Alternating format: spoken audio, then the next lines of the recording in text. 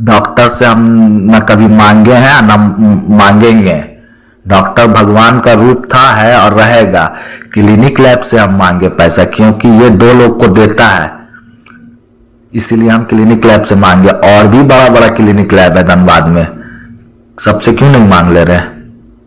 ये पैसा देता है 2 आदमी को, इसीलिए हम भी मांगे हैं। हमको भी दो। नाम तो नहीं लेंगे किसको किसको देता है, आप लोग अपने माध्यम से पता कर लीजिए। जिस अपराधी ने आपके साथ ये घटना किया है, उसने ऑडियो वायरल में कहा है कि डॉक्टर तो भगवान होता है, हम डॉक्टरों से रंगदारी क्यों मांगे? हम आपसे रंगदारी इसलिए मांग रहे हैं क्योंकि आप किसी 2 लोगों को पहले से रंगदारी दे रहे हैं। फालतू बात बोलने से क्या फायदा है ना। हम लोग एकदम माने क्या बोले, एकदम सिंपल आदमी है, सिंपल ब्राह्मण आदमी है। हम लोग कभी किसी से ना कोई हमारे पास कॉल आता है ना कुछ।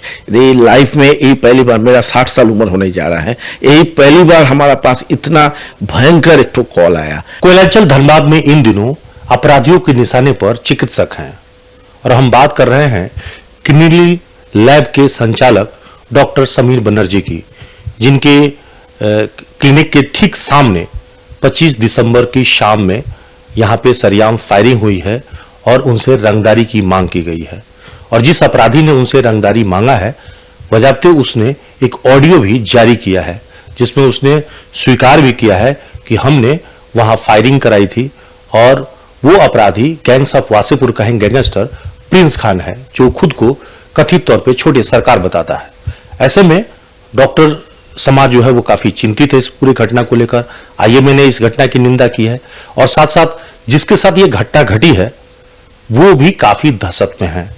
और हम बात समीर बनर्जी की कर रहे हैं। डॉक्टर समीर बनर्जी इस वक्त में हमारे सामने हैं, हम उनसे बातचीत करते हैं। सर, पहले तो ये घटना जब घटी उससे पहले आपके पास कितनी बार फोन आई, कैसे हुआ ये एक बार फोन आई, नॉट फोन, ये व्हाट्सएप कॉल आया था, मैसेज आया था कि मैं छोटे सरकार बोल रहा हूँ।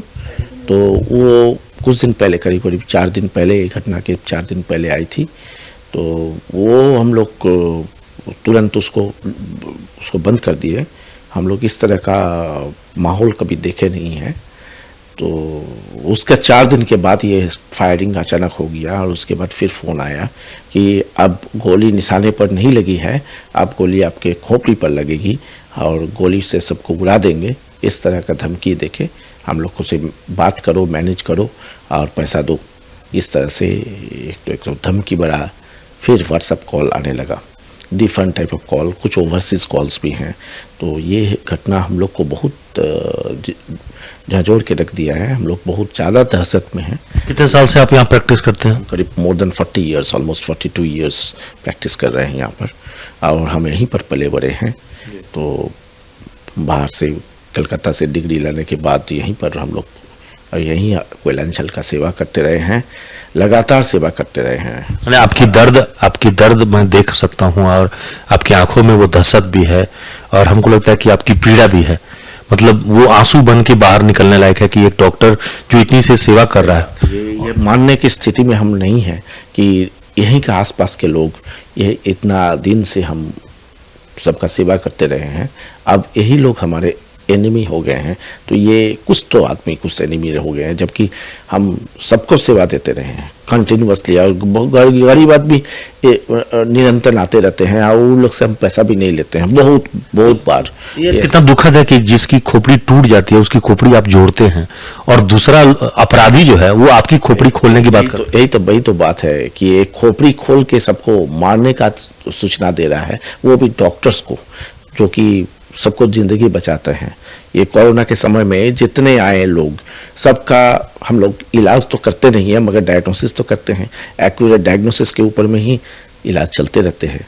तो हम लोग क्या, हमारा स्टाफ सब कोई भयभीत है, पूरा परिवार दहशत में है, पूरा परिवार दहशत में है। तो ये हम लोग कैसे इसको टैकल करेंगे? हम लोग लोकल थाना को बोल सकते हैं, हम लोग सबसे आवेदन कर सकते हैं कि इस तरह से दहशत अगर डॉक्टर समाज में अगर फैल जाता है तो कोई डॉक्टर अच्छा से इलाज नहीं कर पाएगा, क्योंकि बेस्ट ऑफ माइंड से ही इलाज होता है। बेस्ट ऑफ माइंड से अगर इलाज नहीं होगा, डायग्नोस्टिक एक्यूरेसी नहीं रहेगा, कोई नहीं कोशिश कर सकेगा। अगर कोई ऐसे ये सब कोई पैनिक स्थिति में, हम बहुत ज्यादा पैनिक स्थिति में, बोलने की स्थिति में नहीं। तो फिर आप कैसे पहचान पाएंगे कि जो मरीज आया है वो सामान्य मरीज है या अपराधी है? बहुत मुश्किल है, बहुत मुश्किल है। इसके लिए हम आवेदन यही करेंगे कि पूरा डॉक्टर्स फ्रेटर्निटी एक साथ हो जाए, एकजुट हो जाए, हो कि इसका ये भयभीत कंडीशन को हम लोग कॉम्बैट करें, मतलब इसके अगेंस्ट में फाइट करें। लेकिन जिस अपराधी ने आपके साथ ये घटना किया है उसने ऑडियो वायरल में कहा है कि डॉक्टर तो भगवान होता है, हम डॉक्टरों से रंगदारी क्यों मांगे, हम आपसे रंगदारी इसलिए मांग रहे हैं क्योंकि आप किसी 2 लोगों को पहले से रंगदारी दे रहे हैं। ये फालतू बात बोलने से क्या फायदा है ना। हम लोग एकदम माने क्या बोले, एकदम सिंपल आदमी है, सिंपल ब्राह्मण आदमी है। हम लोग कभी किसी से ना कोई हमारे पास कॉल आता है ना कुछ। ये लाइफ में यही पहली बार, मेरा 60 साल उम्र होने जा रहा है, यही पहली बार हमारा पास इतना भयंकर एक कॉल आया, और वो भी क्या, खोपड़ी उड़ा देने का कॉल आया। तो हम काहे के लिए भाई किसको देने जाएंगे, बेकार का बोगस। मैंने पहले से किसी अपराधी को आप नहीं देते हैं रंगदारी? अपराधी ना किसी को, ना कोई हमसे कोई ब्रदर, हम बोलते हैं अपराधी लोग आता है यहाँ पर आके पैसा दे के जाता है। हम ना पैसा देते हैं, ना पैसा किसी से कोई हमको माथा में करके रखता है लोग। हम लोगों का इलाज करते हैं, हेल्प करते हैं, सब कोई आता है, समाज के हर वर्ग आते हैं, आके हम ही को पैसा देके। प्रिंस खान जो है वो कितनी की रंगदारी मांग रहा है आप लोगों से? अभी कोई रंगदारी का कुछ बात नहीं कर रहा है, खाली बोल रहा है कि हमको खोपड़ी उड़ा देंगे, पैसा दो। ये तो कोई मतलब नहीं। तो मैसेज में कुछ लिखा होगा ना कि समथिंग राशि कितनी चाहिए? कुछ राशि नहीं लिखी हुई है, कोई मैसेज में कोई राशि नहीं। मैसेज में क्या लिखा था? मैसेज में लिखा हुआ था हम लोग को पैसा दो, नहीं तो गोली मार के खोपड़ी उड़ा देंगे। हम लोग उसी में वही चीज, हम जो आया जहां से आया हम लोग बैंक मुख्य थाना को दे दिए। ये इससे अतिरिक्त हम लोग ऐसे सिविलियन हम क्या कर सकते हैं? पुलिस पर भरोसा है कि इस पे कार्रवाई होगी? हाँ, पुलिस तो कुछ कार्रवाई कर रही है। अब जैसे हमको अब आगे चलकर हम लोग देखेंगे। आप लोग भी इसके ऊपर में ख्याल रखिए। आप लोग इसको, मीडिया बहुत वाइब्रेंट होता है, मीडिया ये चीज को और ज्यादा जागरूक करे, लोगों को जागरूक करे कि इस तरह के लोगों से माथा नीचा नहीं करना है। और ये सब किसी को, हम लोग एकदम सिंपल सी आदमी हैं, इतने पाल पोस के, इतने डॉक्टर्स, इतना हमारे पास स्टाफ काम करते हैं, उसका रोजी रोजगार हम लोग चलाते हैं। अभी एक क्लिनिक नहीं है, डायग्नोस्टिक सेंटर दर्जनों खुल गए हैं, हजारों डायग्नोस्टिक सेंटर खुल गए हैं। हम लोग फाइनेंशियल स्थिति में भी उतना ज़्यादा नहीं है कि बहुत ज़्यादा स्टाफ को भी रख सकें।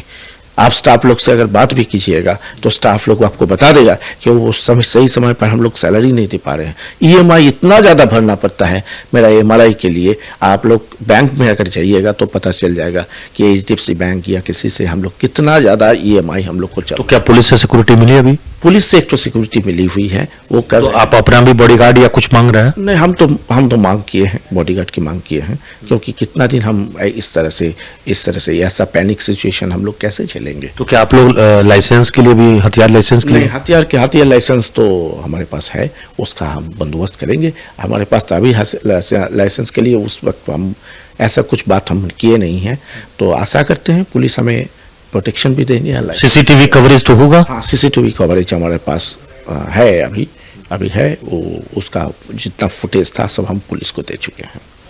तो जो आम लोग हैं, समाज है, आपके साथ आईएमए भी खड़ा है, सभी लोग खड़े हैं, तो वो सभी लोग कह रहे हैं कि 2 सप्ताह का अल्टीमेटम भी दिया गया है आपके आईएमए के द्वारा। होना भी चाहिए। आज हमारे साथ ये घटना घट रही है, कल दूसरे डॉक्टर के साथ घटेगी, तो वो तीसरे डॉक्टर के साथ घटेगी। ये गलत इन्फॉर्मेशन कहाँ से किसी को मिल जाता है हमको पता नहीं है।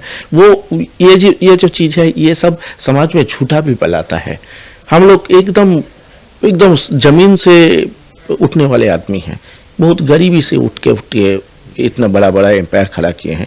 कितने लोन्स में कितने पैसा चले जाते हैं, आप लोग बैंक का स्टेटमेंट लेने से आप लोग को पता चल जाएगा। मगर ये जो चीज़, ये जो गलत जो फैलाता है, कौन कहाँ से क्या करता है नहीं करता है। हम आज के आदमी नहीं हैं, 40-42 साल से लोगों का सेवा करते जाते हैं। फालतू बात बोलने से या बेबुनियाद बात बोलने से लोगों के ऊपर में हमारे श्रद्धा ही घटेगा। प्रेस बहुत वाइब्रेंट होता है, मगर प्रेस का एक तो दायित्व भी होता है कि सही तरीके से सही चीज़ फैलाए, ताकि लोग को जागरूक करे। बेकार का बेबुनियाद असत्य बात अगर फैलाया जाता है तो ये इस तरह का समाज विरोधी लोगों को उसी को लेकिन आप लोग को तो, डॉक्टर को तो कहा जाता है कि भगवान होता है, और तब भी अपराधी को ये बात समझना है कि उसको भी तो कहीं ना कोई इलाज डॉक्टर ही करेगा ना। जब डॉक्टर डॉक्टर बने थे तो यही आइडिया लेकर बने थे कि भगवान बनना है, सबको हेल्प करना है, सबको करना है। वो करते भी हैं, सबको करते हैं, सबको। रात को 2 बजे भी लोग आता है तो उसको भी हेल्प करते हैं। अब ऐसा अगर माहौल चलते रहेगा तो कोई नहीं करेगा। नॉट ओनली मी, अकेला मैं नहीं, सबको ही छोड़ देगा काम करना। काहे के लिए करेगा?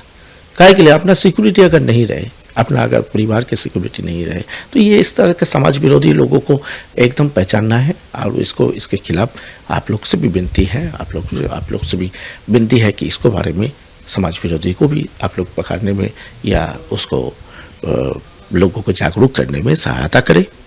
जी, तो देखिए डॉक्टर समीरन बनर्जी बता रहे थे, इस वक्त में जो बातें उनकी निकल रही है, उनका दिल रो रहा है, आत्मा जो है कचोट रही है कि जिस धनबाद में पिछले 40 साल से उन्होंने चिकित्सा सेवा देकर लोगों को सहयोग किया इलाज में, और आज 60 साल की उम्र में ये दिन देखना पड़ रहा है।